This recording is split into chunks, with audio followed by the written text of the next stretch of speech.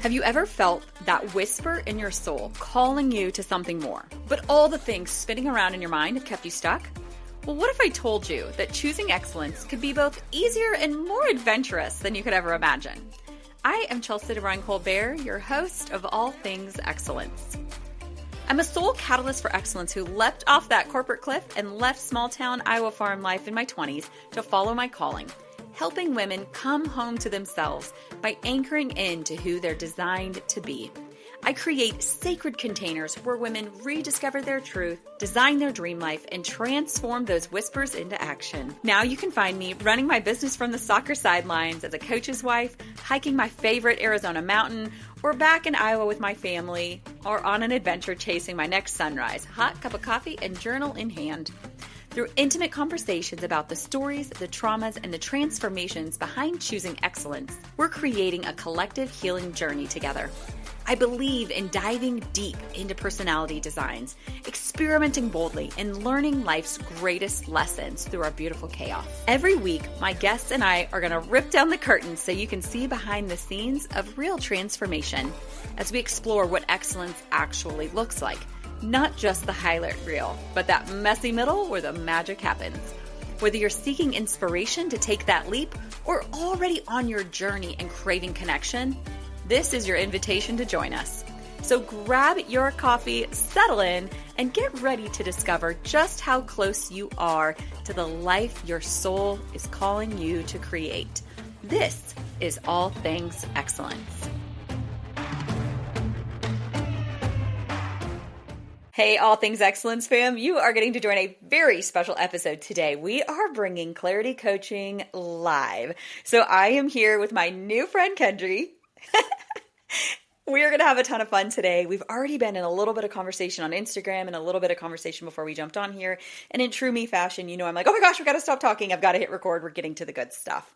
And so what we're doing is a clarity coaching session. We are bringing it to the podcast because one, I think people don't even know what they don't even know. You don't even know that you need a clarity session. You don't even know that people are available to be a sounding board with you to help you figure out what's fitting, what's not. And sometimes the biggest question is, do you even know what you really want?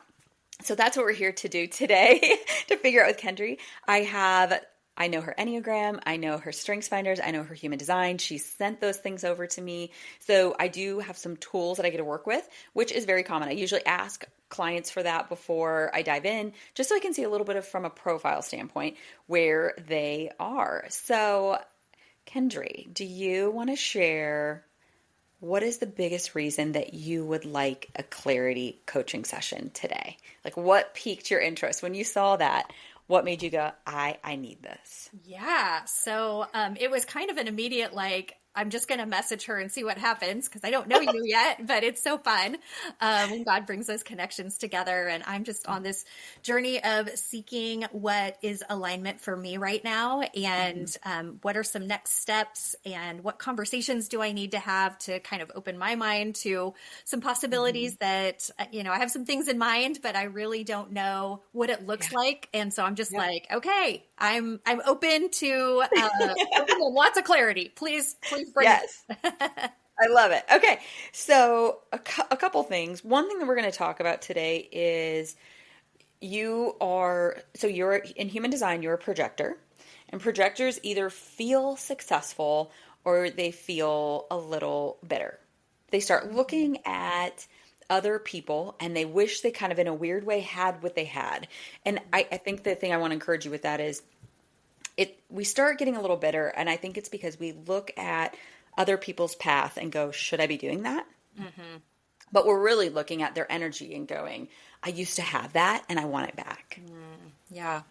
Right? And so then we start looking at, is it the things that I'm doing? Like, should I be doing something differently than I'm doing? And so I know you had voiced that in your current career, you're feeling a little frustration, but but you don't want to leave it, but you need to is it like you need to re-find your joy in it?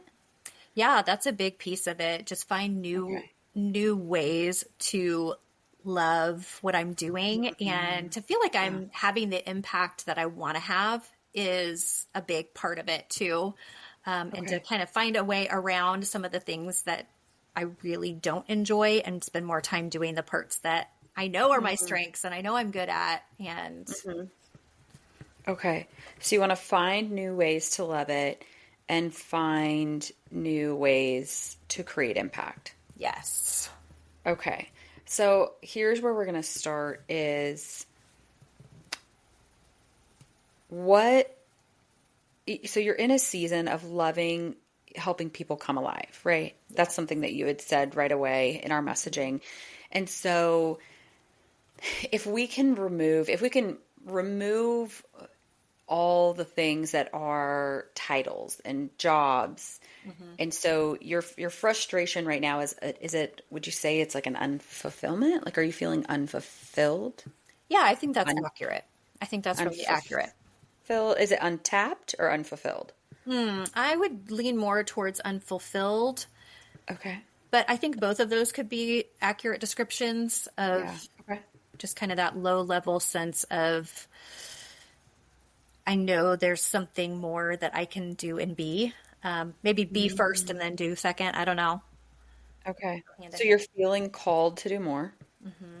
and be in more alignment with who God has created me to be so that I can step into some things that are more. I just keep coming back to the word alignment. I feel really out of Yeah. alignment right now. Right now you're feeling out of alignment. Yes. Okay. So you're currently, if y'all don't know this, if you're listening, nobody takes more notes than me when I'm listening to people. Some people are audible learners, and I'm a visual learner. So when somebody says something for a session, I always write it down, and then my brain grabs a hold of it and snaps a photo of it. I've got a photographic memory, so I write a million miles an hour. So the biggest thing right now is you're currently feeling out of alignment. What in your life do you feel like when you're doing these things, like what is currently happening that's causing you to feel the most out of alignment? Like, is it your job per se, or is it the specific ways that you're doing your job? What tasks are feeling most out of alignment, and what season did you feel most in alignment? Yeah. So the thing that when I feel the most like myself, I am having conversations with people who are Okay. desiring to personally grow and want my input or perspective or to process something with me so that they can then go and understand and take action. That is where I thrive and I love Okay. those kinds of conversations. I would say that I don't want to put your age on blast, but are you like within a shooting range of 50? Like, are you within like a radius of Do you want me to just 50? tell you that I'm 49? Oh, shut up. Really, are you? I really am. Yes, yes. Okay, so we don't at this moment, because you didn't know where your chart was, but so at this moment we know that she's a projector, and I was feeling maybe like a 3 or a 6 5 from you, like a line of that, which means that you can have this trial and error life, but when you hit the age of 50, you start stepping into this place where all of a sudden people are really seeing you as someone that they want to extract wisdom from. I resonate with that.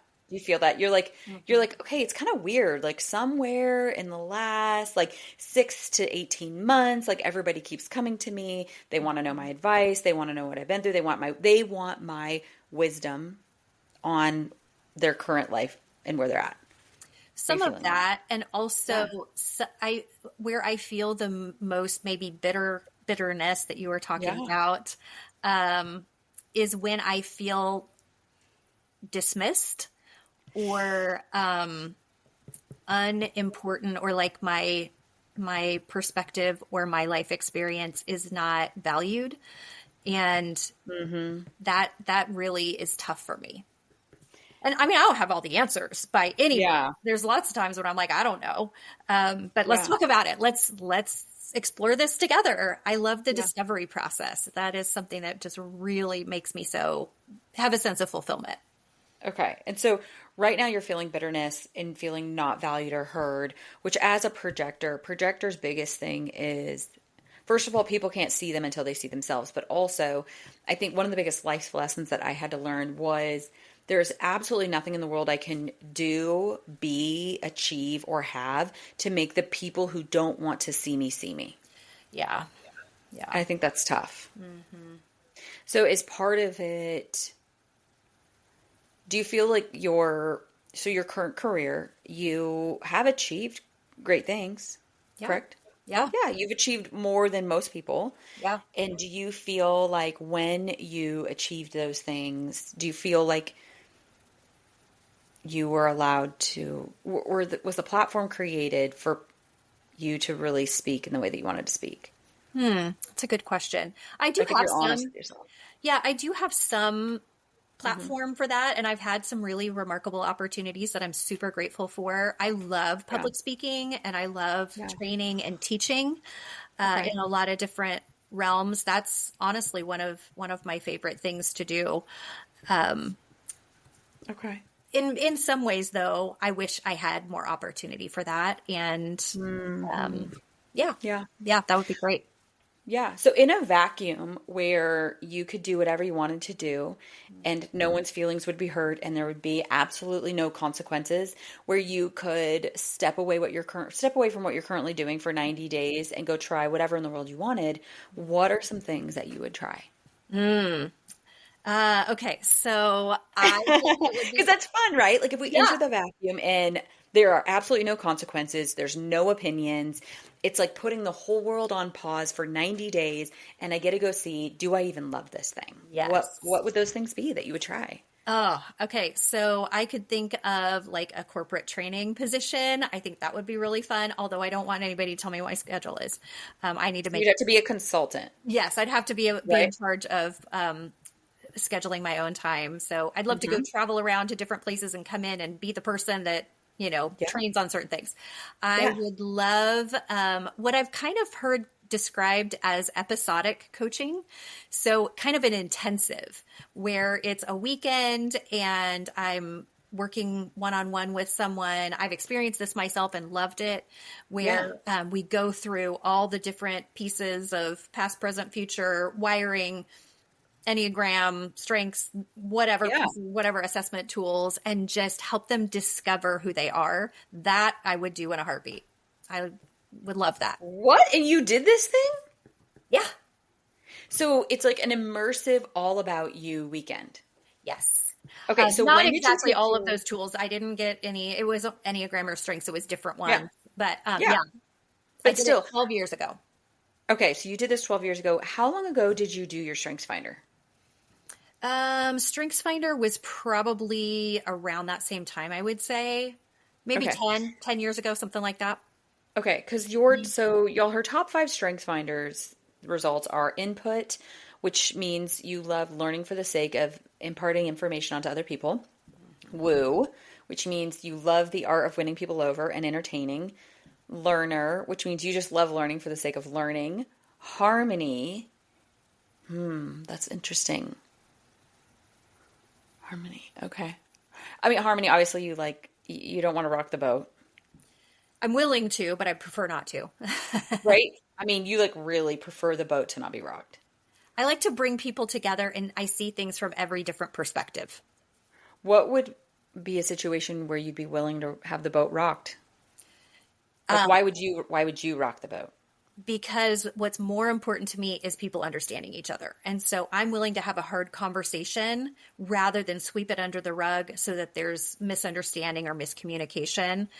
If there's a situation where I feel like there's relational tension or brokenness, I'm going to have a hard conversation, even though it's going to create a lot of discomfort for me.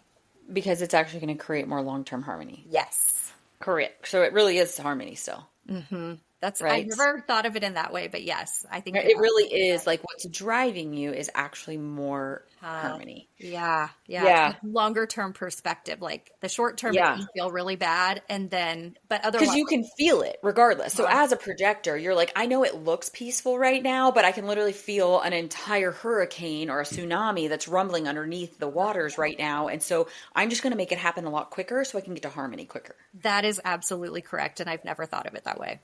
I like that's why I'm like, What do you mean you're willing to? And I'm like, she's willing to for a reason. Like, what is the why beneath that? Yeah. Have you ever, I know that we went into this, you said you're a 1-wing 2. Have you ever considered that you would be a 7? It's funny that And you then, say that because people often think that I'm a 7. yeah. Here's why I think I'm a 1. Because Yeah. of course ones go to 7 when they're healthy, and hopefully, I mean, I'm like, maybe that just means I'm really healthy. It's not when they're healthy. When At they're all. It's not when they're healthy. When they feel, when in that current moment, in the current environment they're in, they feel safe and secure in that environment, then they go pull the best pieces of a 7. But Okay. a 1 itself, like there's 9 levels of health for every single Enneagram number. So your health goes up and down, but it's like you kind of, ooh, I feel safe and secure in my environment. I go over here. But somebody could walk in the room 5 seconds later and whoosh, next thing you know, you're over and you're 4. Okay. Feeling not Again, safe and I've never secure in heard your it described that way. So my inner critic is very loud. Yeah, I mean, but 7s, when they're stressed, also go to 1. True. Yeah. Anybody can have an inner critic. It's Yes. really it's the thing that motivates you. So the reason I hit record right away, y'all, was because I said to her, well, you have a core desire to be good. Like ones have this core desire to be good. And you said, I said, I don't resonate with that particular description. yeah. What I want to do is I want to get it right, and I want to do a good job. That is my like subtext of my life, basically. Yeah. Because what happens if you do a good job? Sometimes are called the improver, which is my favorite term for the 1. And my tendency is always to think, okay, I didn't get that right, but I can do it better next time. I can be better at this. This situation can be better. You could be better.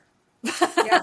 That's where the judgmental piece comes. Yeah. In, but the biggest thing that I thought about you being, when I looked at so there is a study out there where they took and they brought together thousands of different Strengthsfinder results and Enneagram results, and they meshed them together, and you just have a lot of your strengths, like your top strengths scream a lot of very safe and secure Enneagram 7 vibes. Because when an Enneagram feels safe and secure in their environment, they go to the 5, and they love learning. They love learning. They love teaching. I'm open to this discussion, although it feels very shocking. I know. Because you have a lot of, like, externally, you carry a lot of oneness. But some of that also is that really you? Like, or is that the home that you were raised in? Like I have an Enneagram 7 mom who was raised in, I mean, I honestly think my grandma was probably more of an 8, but it still was a very structured house. And so I think, it pulled her more into that oneness. Yeah. And so it's things that you have to ask yourself, like, are there things going on in your environment or in your home that tend to pull you over into that oneness? It's like how a lot of people can mistype as 3. I have so many coaching clients I've worked with that mistyped as an Enneagram 3 for a decade because they were in such an Enneagram 3 environment. Yeah. And so if you at all, as a 7, have these constant constraints where you've got to do things the right way, right? And in your verge, you have to do a good job. You want to do a good job. Yeah. And it's, I guess my thing is, what happens when you do a good job? What's the result? Like because Enneagram is really like, what is a motivation underneath that? So when Kendri does a good job, what's the reward? What do you get when you do a good job?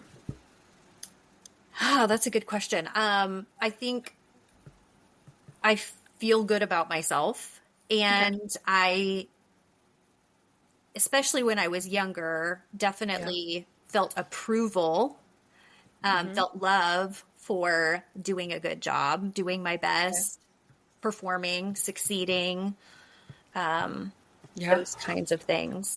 I think your thing with going back and forth on your identity of being a 1 or being a 7, why it's important in this current season of your life to figure that out is because your frustration with not getting all that you want to get out of your current career, and that you want to find new ways to love it.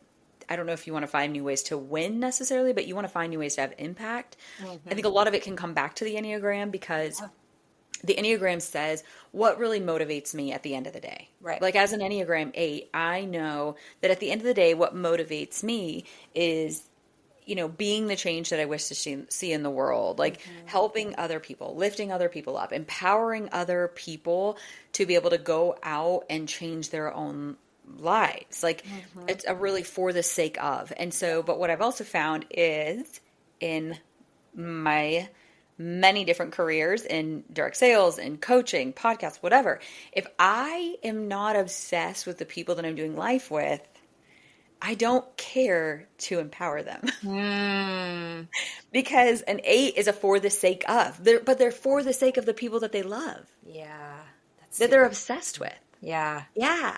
And so if I'm not being excited to go out and do the hard things, I say hard, not like they're physically hard, but hard like they're not always fun.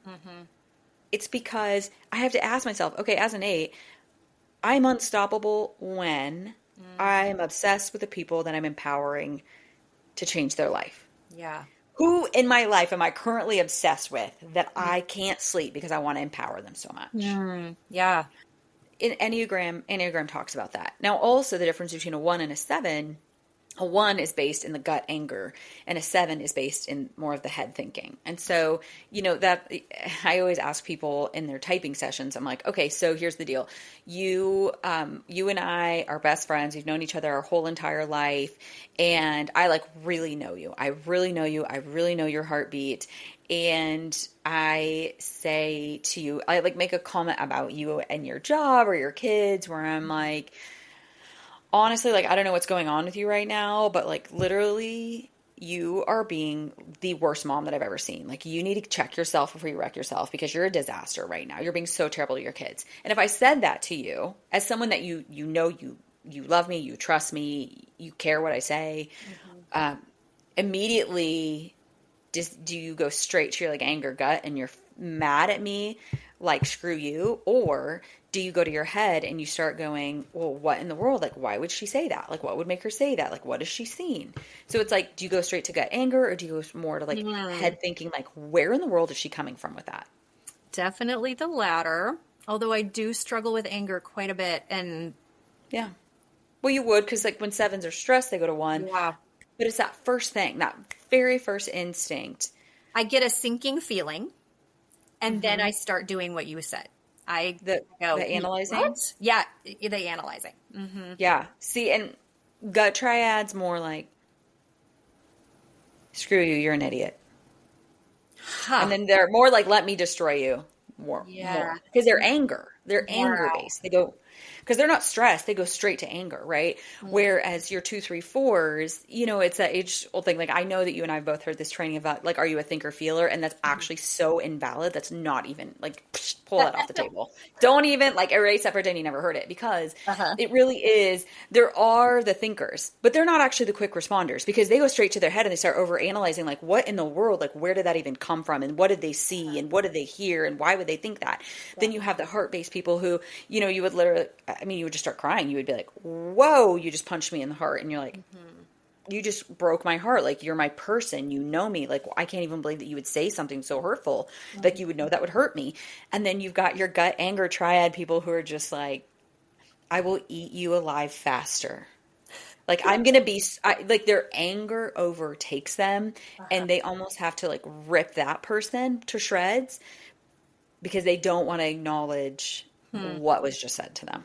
Yeah. Yeah, that's super interesting. So I like going to that when I do typing sessions with people because it says so much. Yeah. It also says so much about when you get stressed, what do you do? Like when you get stressed as a 1, do you go to this place of isolation where nobody understands me, nobody gets me, nobody has my situation's really super unique? Or do you go to this place of more of like shoring up the resources? Now, I don't even mean, I shouldn't say shore up again, creating structure. Like when you get stressed, are you a little less lackadaisy? Yeah. a little less cosmic. I call it like cosmic brownie phase. Like you're a less cosmic brownie phase Uh-huh. and you're more like, let's start eating Whole30 or something. Yeah. You know what I mean? Yes. Yes to You're a little that. more strict, right? Uh-huh. I And I do think resonate with the unhealthy four tendency to be like, people do not get me. yeah, I feel like there's something wrong with me. That's yeah, a common theme. Like, oh my gosh, get your act together. What is wrong with you? Is a yeah. common tape in my head. What is wrong with me? Okay. Hmm. And what do you think, what do you tend to do when you are stressed? Like, what is your action? Or do I you try to get into overthink? motion and accomplish something. Or I'm in the closet crying, to be Yeah, honest. yeah. If I feel attacked or I feel like I've really screwed something up or I'm failing miserably, Hmm. I want to run. I think I'm a flight in the fight, flight, freeze, Hmm. spawn. I'm pretty sure I'm Yeah. flight. I don't really disappear. I keep looking like I'm working and doing what I'm supposed to be doing, but internally I'm running. You're running. Hmm. Okay. Okay. Interesting. Okay. Yeah, I don't know. I think that's something worth exploring. I do Because I too. think that in itself, you can go with that. You can go with the five basic needs. Like, do you know which of your five basic needs, like fun and pleasure, freedom and flexibility? Freedom and flexibility is number one for me. You're just helping my argument. It's like literally way at the top. Um, Yeah. love and belonging, You, I think, is number two for me. yeah. The thing that doesn't resonate with me about seven Hmm. is responsibility is number six or seven for me in strengths. And I have a very high tendency to responsibility. So, the phrase do your have tos before your want tos. Yeah. Um, I mean, you it's were also conditioned and raised by an Enneagram 1 mom. Like, what do you think? right. That is true. I feel lazy if I can rest. Don't get me wrong. I can rest. I can play. I don't feel Yeah. like I have to earn it necessarily, but kinda maybe Yeah. where like, okay, work before play. So Feel much of play. that can be very conditional as Yeah. well, just based on how we were raised. So if you think like, so I'm an Enneagram 8 who was raised by a 7 and a 9. And for good, bad, or whatever, I innately have an inability to think about what I'm doing in that moment, how it's affecting people. Mm-hmm. I just don't, it's like not a thought because I just do what I want to do for whatever. I don't think about how people are thinking about me. Yeah. So, being raised by parents who want to avoid pain and just avoid life and avoid anything. And then their first child is a wrecking ball. And I just say whatever's on my mind. I do whatever I want to do. And so we're great, right? God's good. I had to learn really early on how is what I'm going to say going to affect people around me? How is what I'm going to do going to affect people around me? But I was raised to consciously think about that, and so because of that, a lot of people are like, "Oh my gosh, you're an 8. There's no way. Like, there's just no Mm-hmm. way. Like, you're so kind and you're so considerate." And I'm like, "Well, I've been programmed, Mm-hmm. to be kind and considerate." Yeah. I'm not innately though. Yeah. Not innately at all. Like when my husband started working for the school, he was like, "Okay, I need you to realize like I'm working for the public school in our town. So when you're at Pilates, you can't say whatever you want to say." I'm like, Yeah. "Right. Right. Cannot be Duly noted. unhinged crazy person at Pilates That's funny. because you don't want to get fired. You Yeah. love your job." Yes. So it's conditioning. Yeah. Yeah. I think I do innately think about how my actions impact other people Yeah. or how, I mean, most people do. That's an Enneagram 8 yeah. thing. But I mean, I'm just saying, like, so some of those things where how you react, it's like you could go, well, which one of my parents also reacted in this way. Like we can scoop that up from them. And so part of growing and figuring out what do I really want to do that's best for me, especially when you're looking at your career and going, I love my career, but I'm not having fun in my career right now. Yeah. And so if your basic need is freedom and flexibility, how free and flexible do you feel right now within your career? That's a great question. So Because it's not, and I want everybody to know this right away. When we talk about things like this, whatever we say it doesn't make your literal career good or bad. It's your Right. current experience within your career. 100%. And I completely agree with you on that. I just always like to make sure people understand that. Like her career is not good or bad. It's her current experience in her career for her. Yeah. How free and flexible do you currently feel within your career for you? So the way that I am choosing to do my career currently, I do feel that I have a lot of freedom and flexibility, but I also feel a deep-seated fear maybe, or responsibility, very much so, that the way that I am doing it is not really okay in some ways. Like Talk about that. it's okay for me in my own personal autonomy. Okay. And What does that mean? You feel it's not okay? Yeah, I'm trying to articulate.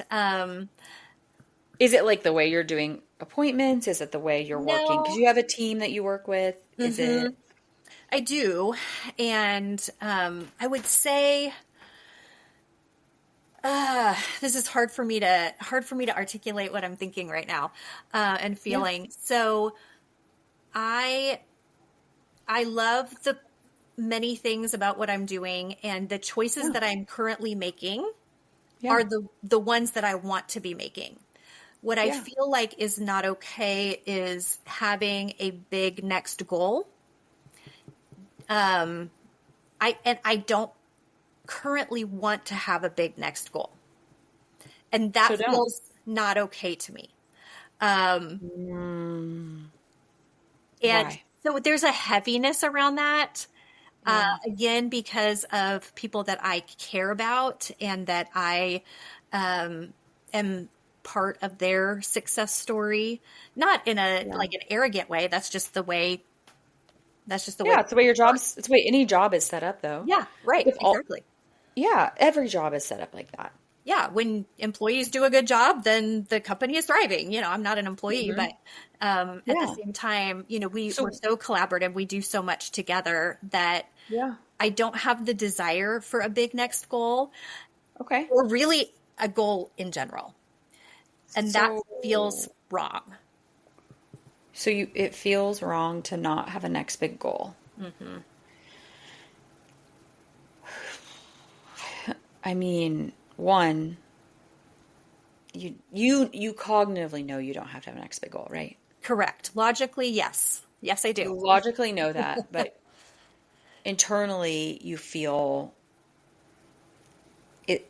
Is it you feel bad? You feel like you're betraying somebody? You feel letting somebody down? Yeah, what's happening internally? All of that, really.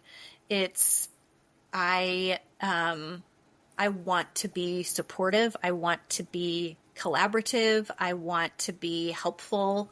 All of those things. And I know that choice, well, here's where I can see how things impact other people. So I know that choice on my part impacts people around me in lots of different ways. So my own coach and mentor, the people that I'm responsible for coaching and mentoring and, leading and things like that. So, there's the message around when you're going for something big, you have more impact and influence, and that's not. But also, if you're going for the thing that's not for you, you're also taking the spot that belongs to somebody else. Yeah. Yeah. So you mentioned that when you have big goals, you get to be more supportive and collaborative. Yeah.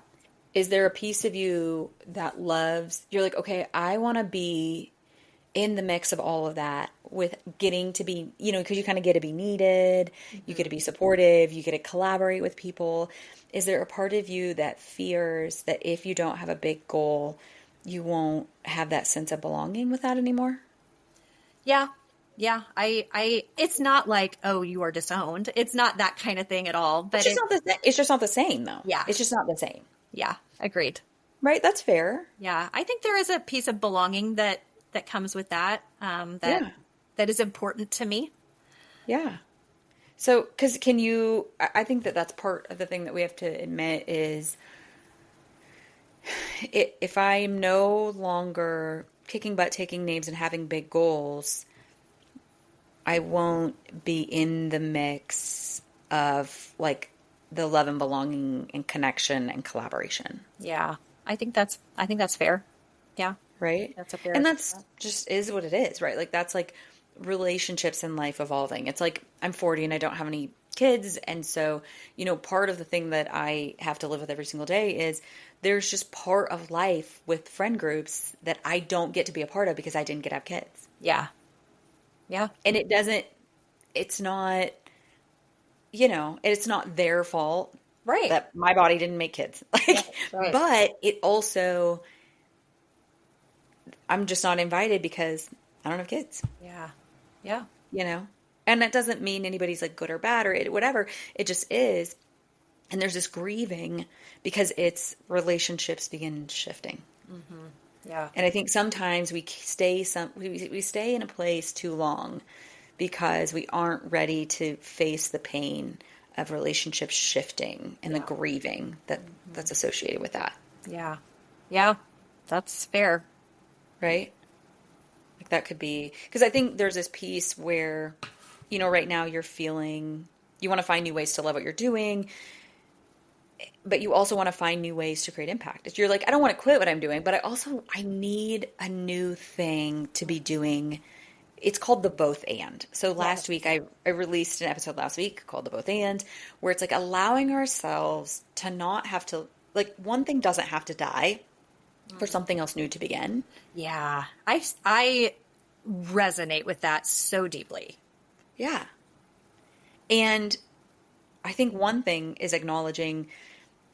So when I started to really thickly enter the season of the both and, it was my spiritual mentor that brought it up to me. And it was actually March 2024. And I went to a conference in March 2024. If you know, you know. I do. And I was like very frustrated because I was feeling pulled into the both and by God. Mm-hmm. But I was also like, I can't do this. Like I'm literally going to get shunned by my friend group if I do this. They're going to be so mad at me. And my feelings were pretty valid, I think. And so there was like a little pod that I was talking with and they were just not getting it. I was so frustrated and furious that I walked away from them and I walked over to my friend Steph and my friend Robin and I just started ranting in all of my 8-ness about why can't we just have the both and? Like, why does it have to be this or that? I'm just so sick of it. Like, I just can't do it anymore. I mean, I'm losing my mind. In a ballroom at a conference, very Enneagram 8, very inappropriate, as, unhinged, inappropriate level 10 right here. And they both look at me and they were like, both and. What I didn't know was that they needed permission to embrace the both and in that season. Here we are 15 months later. They have both at level 10s embraced the both and. They've both been on this podcast with their new exciting adventures. They did not release the other, but they absolutely stepped into another. Mm-hmm. Right? And the light that has come back into their body and into their life, it's bringing, we just can't fully stay. We can't, it's not even like about staying where we're no longer supposed to stay. Mm-hmm. It's like, if God's calling us to open another door, you got to open the door, because forcing yourself to stay and not open the door, it's like hurting more than it's helping. Yeah. But I think we think that we're helping. I feel this very deeply. Right? All of that. You feel that. Yes. You're like cognitively, I'm going to actually die if I stay just here. But I feel so bad if I try and go there. Yes. But also, staying here is making me so sad that I'm killing everybody in the room anyways. Yeah. So what's really worse? Agreed. Right? You get to that point. And I think that we think that we're sneakier than we are. I think we think that everybody thinks we're great and fun because we're smiling. Right, right. And we're waving our pom-poms. They knew before we did. Yeah. Yeah. I had a friend a few months ago call me, and she was like, I need a clarity session. I was like, cool, cool, cool. And I looked at my husband. It was the first week of March. His best friend was here. I looked at my husband and I was like, I'm going to go out on the patio and I'm going to have a conversation with this friend. And he goes, what's it about? And I was like, she didn't say, but I know what it's about. I know that a season in her life is ending. And he's like, okay. So I walk out on the patio. We're out there for an hour. We talk. It would have been so easy for me to convince her as to why she should stay. Because her leaving broke my heart. Yeah. Selfishly, but all selfishness aside, because here I am in my 8-ness, even if it hurts me, I'm going to help somebody else. Yeah. We find that, and she's like, oh my gosh, thank you so much. I needed that, and I'm good. And then I walk inside and I lose it and I sob and whatever. But what I do know is I actually knew 3 months prior to that in January when I was with her, or 2 months prior, I guess, 60 days prior to that, I knew that conversation was coming. Wow. Way before she did. Interesting. So I think it's also knowing that. Like, they know. Yeah. Yeah, they know. They know. So going back to the vacuum where you could be, a consultant for corporate training, the episodic coaching. I mean, the episodic coaching, I think that would be absolutely beautiful for who you are, regardless whether you're a 1 or, I mean, let's just say whether you're a 1 or a 7, I don't really care about that. Like, if you are a 7, I think it sounds like a lot of fun and adventure that you get to go into this immersive, beautiful experience with people, correct? Yeah. That's very intriguing to you. As a projector, you see people deeper than they see themselves before they see themselves. You do need to be invited in to be able to share those things. But also, you were literally designed to be a guide. To guide people on that journey. As I'm saying that, I think that you need to, the thing that's coming to me is that you really, what you're doing, the reason that when you say you need to find new ways to love it, you need to repackage how you're doing what you're doing, but it's not even how you're doing what you're doing. You need to repackage how you see what you're doing into more of that you are less business babysitting and more guiding and empowering. Yeah. I can't business babysit anymore, ever. I just have you been business babysitting forever and forever? Are you tired? So tired. Yeah, exhausted. This is where I'm like, I think that you are a 7 who has been so stressed for so long in a 1 because it's very stressful to have to hold everyone's businesses together. Yes. Yes. As a 7, as a projector, you're like, yo, I'm just tired. Yeah. So I think I'm just not willing to do that anymore. I'm not willing to continue to put myself in that place. My wing 7 said that to my mom yesterday on the phone. I said, I am no longer willing, damn it. And I said, it's not a bad thing. I am no longer willing to be exhausted and stressed and do this thing the way other people have told me that it has to be done because I don't believe that. Yeah. I don't believe it. And if God is picking a few people to do it a different way, I am one of those people. Yeah. Because I'm done being tired. Yeah. And I do believe like God is a good God. And if I'm not feeling called to leave something and I'm feeling called to go back to something, he brought me over here to get into alignment, to figure out how to function and have really good boundaries. Yeah. Right? Yeah. So I can go back and do it in alignment and show other people that it can be done too. Yeah. That would be super interesting to see how that played out for me. Yeah. But I agree with you that it would be so good for you to create a both and, to add an and onto it, because I think sometimes the only way when something is so ingrained in us and we've done something so long, like how long have you been with your current career? 22 years. For 22 years. I mean, seriously, that's literally all. I'm 40. That's all of my adult life. Okay. All of my adult life. Most of my adult life. Yeah. Right? Exactly. Most of your adult life. Really all of your adult life. Like, let's be super real. 25, 26 is where you start going like, oh, right. I got to keep myself alive here. Right. No way. So pretty much all of your adult life, you have been doing this. And so you've been in this really, really deep conditioning. Not good, not bad, but deep conditioning on this is how it's done. And so for you to be called to go, you were one of the chosen people that's going to show a new way for it to be done. And it still works for a lot of people. That's great. But we are entering this era. And I love this. Like, I'm a millennial. And this is what I love about millennials. Millennials are like, I am not willing to be spent and exhausted and an angry wife and an angry mom. Yeah. At the risk, for the sake of doing the way you tell me that should be done. Because who said so? Mm-hmm. Yeah. Who said so? Like, who said that's the way? And I think that things have been distorted. Mm-hmm. Yeah. I think new rules have been made. I do see a shift in this for sure. I'm not sure what it looks like for me to do things I've tried lots of different things since COVID because we've been forced to. And, I love sitting and listening. I did 2 appointments today, and a lot of our time was spent just listening to their story. And I absolutely love that. Yeah. But I also love, I think it is like I think it's like going out and adding this other thing onto you. It's, first of all, you have to like demesh yourself from the fact that it is your identity. You've done it long enough that it's been an identity. For sure. Yeah. Right. And so one of the things that I sent you was it's like so incognito.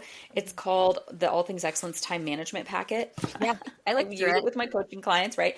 But it's not really about time management, because I believe that our time management is out of whack when our alignment is out of whack. And so within that, one of the pages talks about the 8 areas of growth. Selah, heaven on earth, spiritual, physical, emotional, family, career calling, friends, and financial. And it's going through and going, how do I want each of those areas to feel? Like, how do I want to feel when I'm in those areas? And then what do I want those to literally look like? And in the process of doing that exercise, you can begin demeshing yourself from the fact that this job is your identity. And I love looking at it from a career calling aspect, because when I say career calling, I don't mean literally what you do. I mean how you be, which is you love having conversations with people and helping them grow. Especially in the area of healing.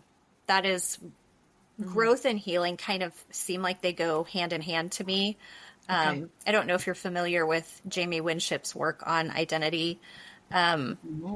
He's remarkable. And his kind of main thing is we all have, a common identity of being designed in the image of God and, those kinds of things that belong to all of us, but that God gives us a specific identity, and to ask the Lord, what do you call me? And so there are 3 things that the Lord has given me specifically over the last year or 2.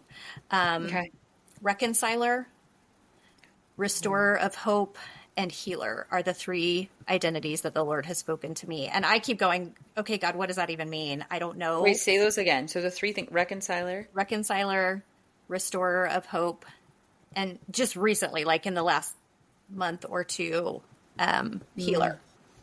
And I'm like, well, I don't know where this is all going or what that looks like for me, but my eyes are open for ways in which I can be those things in whatever it is that I'm doing. I mean, you can definitely do those things in your current container. Sure. Have you heard of Erwin McManus's 7 Frequencies?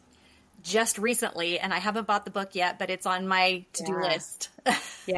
It's the quickest read of your whole entire life, because you kind of you can take the quiz or you can just read the book. It's the quickest read ever. It's a tiny, tiny little book.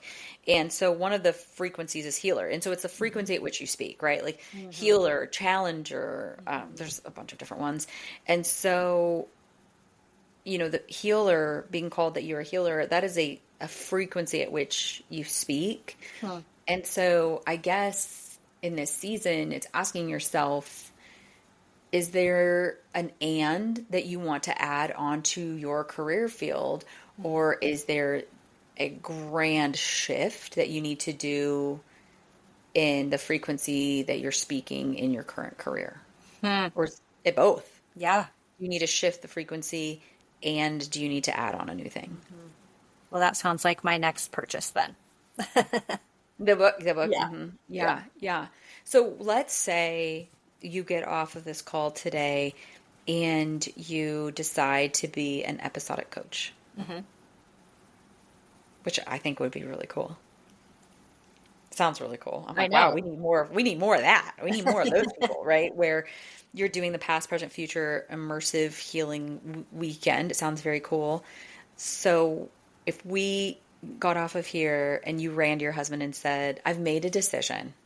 I'm going to embrace a season of both and I am going to start doing the work to be an episodic coach. How would you feel? What thoughts are going on in your head about the idea of saying that to him? We've started having this conversation already, and I just light up, honestly, when I think about it, and there's also a lot of fear and like, I don't know where would I find clients, just all the logistics stuff. I don't know, dude. Like, where did you find clients the last 22 right, years? Exactly. I have a lot of confidence that if somebody can teach me, I can learn. So yeah, that's one thing I have going for me. But, so I have a lot of hesitations as well, but when I truly think about it, I'm like, I think I would love it. This is right up my alley. This uses so many of the things that I've learned over the last 22 years and the things that make me feel like a person. What does he think? He's supportive. He's like, how much is it going to cost? He's like, okay, so how much does this cost? And then how much do you make? Yeah. It's essentially that. He's like, do we need to be saving for this now? Like, what is happening? Yeah, he's like, absolutely. but he sees, and I have a really close friend who I've talked through some of this with, and she said, I just feel a shift in you that I haven't seen in a long time. And I feel that too. I just am not, again, it just feels very nebulous to me still, but I'm on the front end of the exploration process. Yeah. So what your main fear is, where would I find clients? And then I guess the other thing is, what if I think I'm going to love it and I don't love it? That would be maybe another piece of the... So what if you don't? What if you do it for 6 months and then you don't? Then what? Not the end of the world, just how much investment have I made into it, I suppose. But what if you go do it and it either A, reminds you why you loved your beginning career in the first place, or B, it guides you to something else. And that's where my hope, my hopefulness about it comes in, and where I am just like, maybe, like, what if this could be a really cool part of the season? Yeah. I think that's kind of God, right? Is he is so sneaky because he knows that we're like, literally, God, no. Like, I can tell you for myself, last January, he was like, you need to do a podcast. And I was like, no, I'm not doing that. And then in October, my friend Andrea called me, and we were both in Amy Porterfield's course for creating courses, which was a huge investment. Yeah, huge investment to do. And we know each other from being in the same career for a long time and living in Iowa together. And she called me and she was like, hey, have you started listening to the actual course part yet? And I was like, no, I haven't. And she goes, well, I listened to number 1 today. And she said that the first thing that you want to do is start a podcast. And I was like, well, I was going to release my course and then do the podcast. And she was like, no, she said you should do it first because it like builds the community to buy the course. And I was like, oh, okay, well, I'll just do that then. I was like, I'm not even going to listen to it. I'll just do that. I literally hung up with her, called my best friend who owns a VA company, got a full-time VA hired to run my podcast and produce my podcast. And just for the record, I've never went back. I've never watched any of those course portals. I spent all that money. Haven't even looked at any of it. I'm not even kidding. And I have the VA, and we have 50 episodes of a podcast now. Wow. And what I've most recently realized is it was really the course and the podcast were the marketing to sell my coaching. That's what it was all about. Yeah. I got certified in Enneagram. I got certified in Human Design. I got certified as a typing specialist in Enneagram. I got all these crazy certifications. I've done the Deb Erickson. I've done the John Townsend. I've done them all. Wow. And I thought it was all leading to this place where I am like, my brand is Chelsea DBC, the coach. Yeah. And I realized, like, I walked into my husband's office recently and I looked at him and I said, I am a podcaster. I love that. And he goes, yes, you are. I love that. I go, I'm not all those billions of other things. I go, I am first and foremost a podcaster. I'm obsessed with people's stories. Yeah. And have been my whole life. I love that. And it's how I did my direct sales business. That's how I became so successful so fast, because I was so wildly obsessed with asking people so many questions about themselves. Yeah. And I would meet people because I just wanted to know how they were successful. And then they would introduce me to other people. Yeah. And people just wanted to go wherever I was going. But I would have never gotten here if I didn't go all the other ways first. Right. Yeah. And all of those years, you know, when like for over a decade, you have to come up with 2 trainings a week. You don't have a problem being on camera. You don't have a problem preparing information. You don't have a problem going, oh my gosh, in 5 hours from now, I need a life-riveting, changing, soul-exploding training for this group of people. Like, that doesn't stress you out because you know that God is good and you're going to run into somebody that's going to spark something within you. Yep. And it was all for that. Yeah. And so what if I had started with that? You know? Yeah. And so I think that you have to not question the next step. You're right. Like, who cares if you don't love it? Yeah. It's not about if you love it. It's about getting really curious. Well, okay, God. There's this question that I don't even know where it came from. But over the last month, somehow this question came to me of, what am I being pulled to? And there's 3 questions. 1, what do I even want? What do I really want? Like, what do I really actually want? 2, what am I being pulled to? Like, what do I feel that my soul is being pulled to? And then the 3rd question is,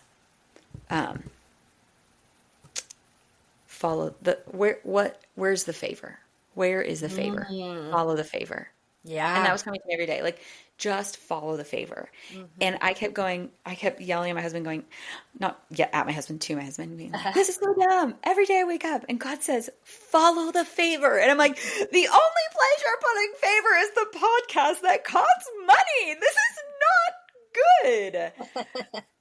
You know? Yeah. So I think we overthink it. Right? We're so fixated on, but what if I don't even like it? Yeah. Yeah.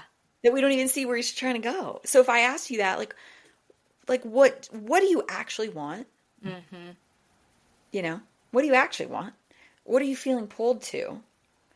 And where is the favor that you should be following? Yeah.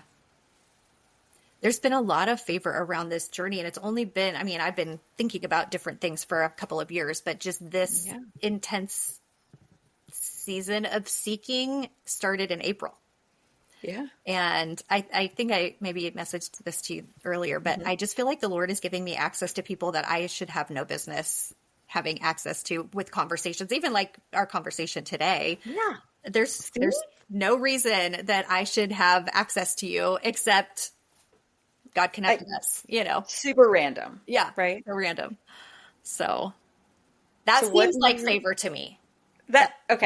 Yes. Favor comes in the wildest of ways. Like, obviously, like, you know, it was like, where's the favor? So my thing was like, well, what do I even want? Do you want their path or do you want their energy? Okay, yeah, you're right. I want their energy. I don't actually want their path. I have a few friends that got really, really cool, really high paying jobs recently, like 3 of my really good friends. And I started getting really, really annoyed because I'm like, they just have to show up every single day.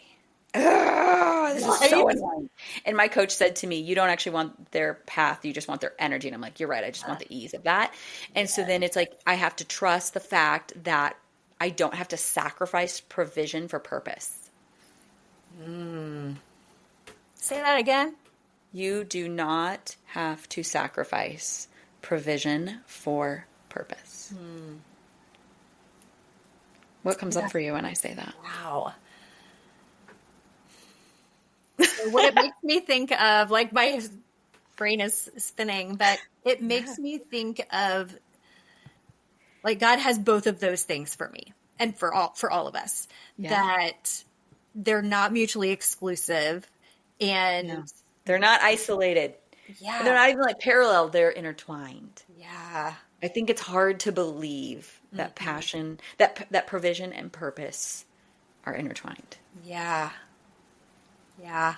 I think logically, again, I can say, oh, yeah, I mean, God always provides for me. But do He you wants believe me to that? live into purpose, all those things. But I wonder if subconsciously I feel like if I'm pursuing purpose in this area, is that going to mean lack of provision of, you know, whatever it is? And that's silly because the Lord always provides. But Well, we can say that, but there's a book called Sacred Success. I think it's called Sacred Success. I'm reading it right now. It's so funny. I bring it out every day. There's a pearl on the book. Is white. It's by Barbara Staney, whatever. I think it's called Sacred Success.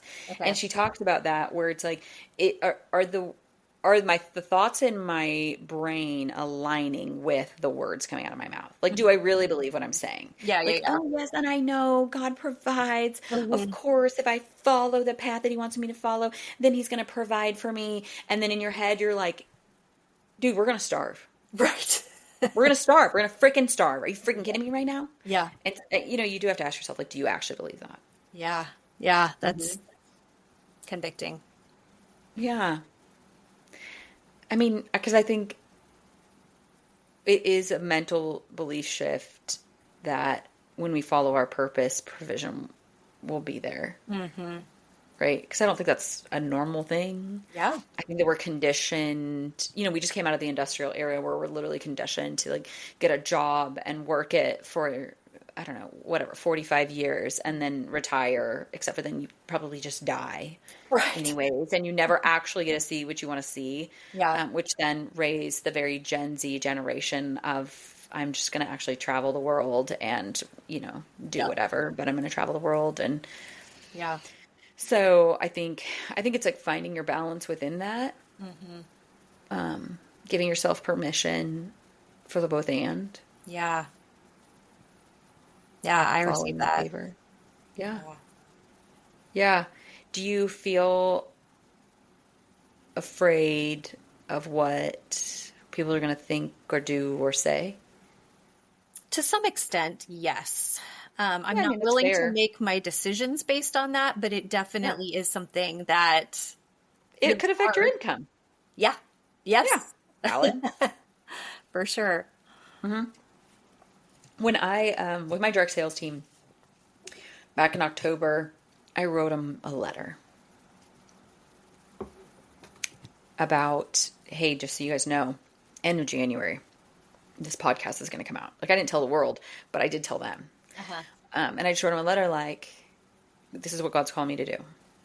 And what convicts me is a couple things. One, when I was 24 years old, I was in my first corporate job, and God told me that I should quit. I know people are like, oh my gosh, y'all, I swear to you, like, I feel it. Like, I felt it. There's a sticky note right over here. Like, I've kept the sticky note all these years.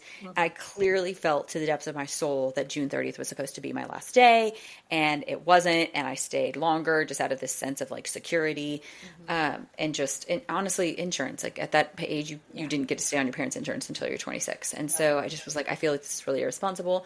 Well, I bought a house on a Tuesday at noon, and I got fired Thursday at noon. And so it created this knowing in me that when God calls me to move, if I don't move, He might just burn my house to the ground. I believed it. So then a couple years later, when I felt like He was like, you need to move to Des Moines, I like moved to Des Moines in a matter of months. I was like, whoop, I don't even need to worry about selling this house. I just need to worry about moving. And of course, when I said yes, I put it out there into the world, and somebody was like, oh my gosh, I'm going to live in London for the next 9 months. Would you live in my house? And I was like, sure thing. So I moved 90 minutes away. It seemed like it was a big deal then though. It was a very big deal for me to move 90 minutes away, but I kept the house that I owned in my tiny town. And then, very long story short, I felt God say, like, you need to move to Texas. Like, you got to move to Dallas. And my boyfriend, who is now my husband, said, you can't hit a home run if you don't swing. And I was like, I know, I feel like this is where God's calling me. Like, we don't want him to burn the house to the ground. So then I Yeah. did again. But then when I felt God again, like, oh my gosh, now you got to go to Arizona. You got to go to Phoenix. Like, this is where you're supposed to be. At that point, I had a really hard time because I had people in my organization where I knew that I knew the only thing holding them to my organization was me physically staying there in Texas. And that by me moving, their level of all in would drastically, very quickly flatline. And I knew that. And I had to say to myself, if God called them to something new tomorrow, would they stay? Should they stay? Yeah. Yeah. Would they stay? No, they wouldn't. But should they stay? No, they shouldn't. And so it created in me this reminder of, even though I can feel, as an 8, I can feel this huge sense of responsibility for people. It's a big 8 thing. It's not my job. Yeah. I got to do what I got to do. Yeah. Like, I got to go to the next place I got to go. Because that's the point. Like, that's why we're here. Right. Yeah. Yeah. Yeah. I really sense that. Yeah. Do you believe that you're doing a disservice by not following and saying yes to what you're being pulled to? Well, I think on some level I am saying yes already. So, I think if I were to just completely stop and say, I'm not going to do that. I'm scared. I'm not ready for that, whatever. I think that would be wrong. So I think there is already a sense of, yes, I'm moving in this direction. It's an and. I just don't know most of the details yet. So, Or we never do. yeah. So I'm just looking for that. Okay, God, what's the next step? And I'm willing to take it.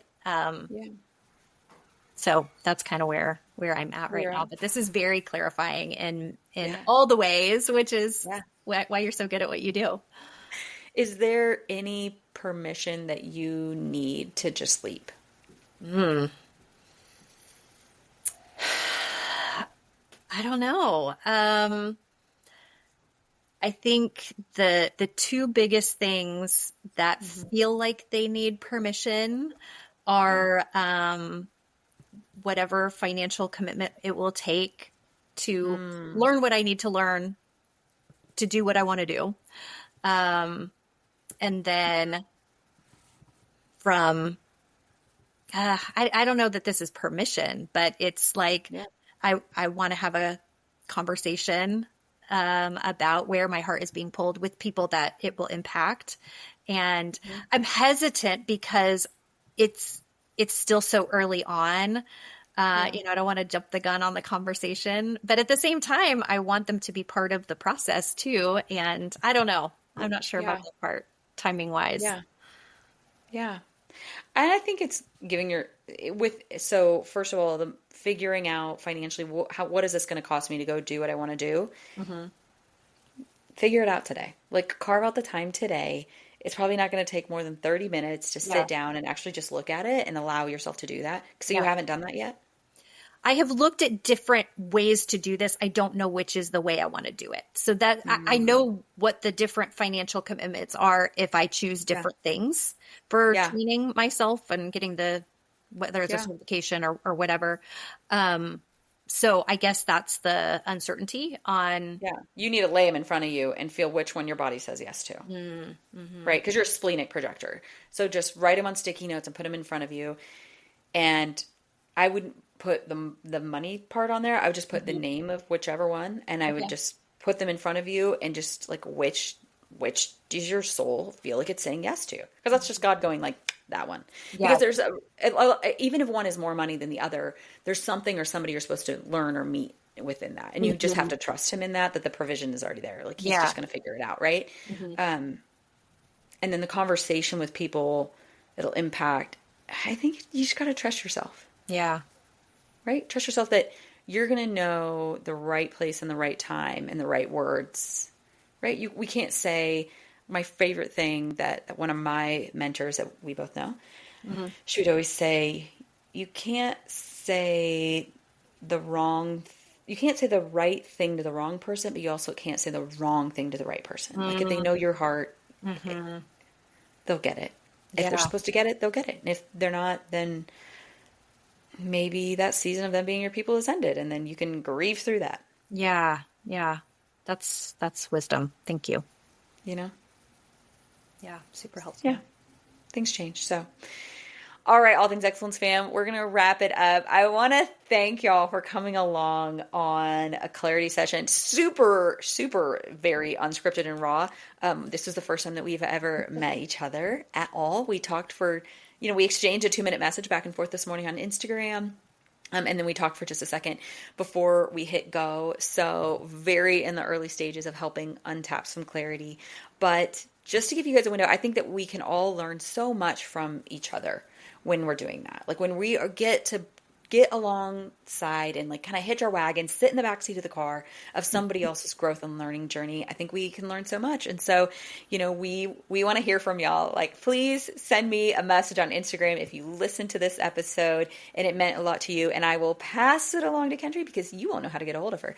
So keep it pretty anonymous, but I will get it over to her so that way you can thank her for coming along, being wrong with the journey. So, all right, All Things Excellence fam, if you would like to be in the next hot seat for the coaching on All Things Excellence, we would love for you to join us the next time we are in session. So thank you again for listening.